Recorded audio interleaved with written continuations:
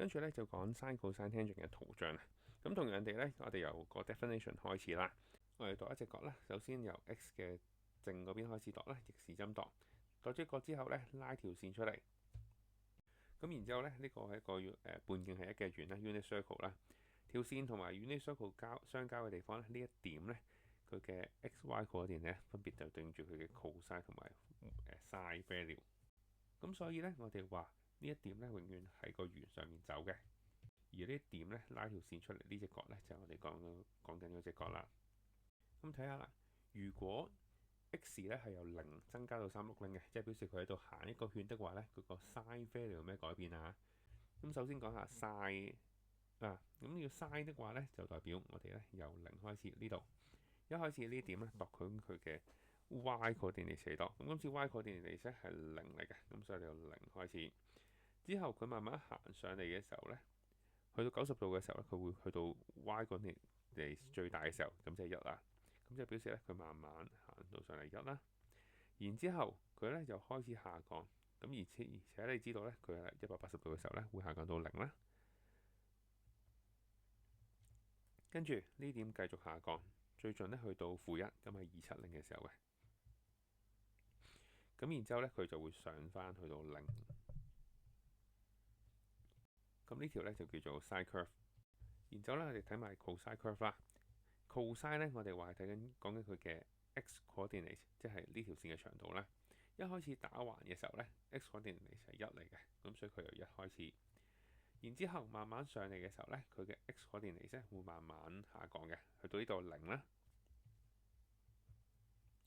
好，然之後咧繼續下降去180度嘅時候咧，就去到最細，即係-1。然之後咧-1嗰度慢慢上升翻，佢變翻到0。然之後咧再去翻360嘅時候咧，佢變翻到1嘅。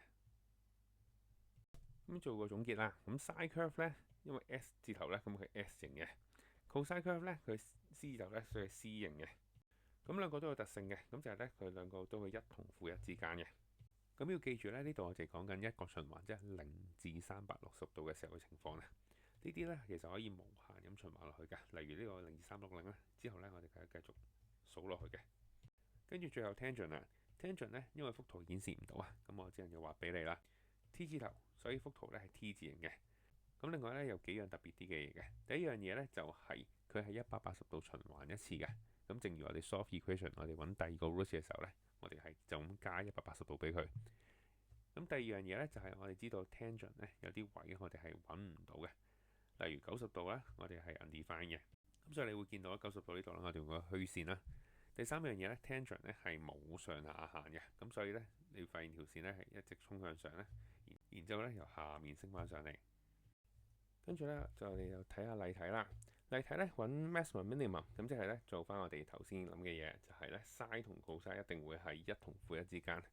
咁但係咧我哋要處理兩件事嘅。第一件事咧就係第一咧就係佢有 square 嘅，咁陣間會講點處理。咁第二樣嘢咧就係我哋同時處理唔到兩個出稿嘅 function 嘅，咁所以我哋必須要將佢合體先嘅。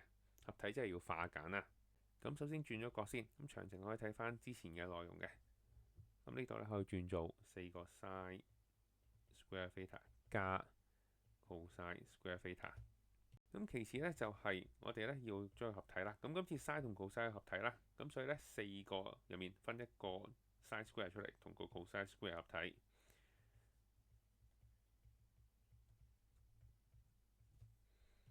咁然之後咧，我哋知道 sin theta 咧會係1至-1之間啊。咁但係由於我哋 square 咗佢咧，咁所以我哋會冇咗負數嗰邊嘅。咁所以咧佢今次咧會係1至0之間。今次咧要 minimum，即係其實咧個分母越大越好。如果你知的話咧，咁直接塞個1落去咧就計到答案㗎啦。咁但係如果係懷疑的話咧，其實你兩邊答案都塞落去咁就得㗎啦。例如我當個0落去嘅。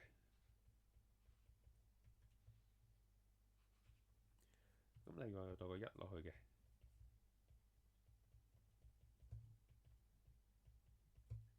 咁呢兩個數咧，數字大啲嗰個，咁今次係左邊數字大啲啦。咁就我哋嘅呢個 expression 嘅 maximum 嚟嘅。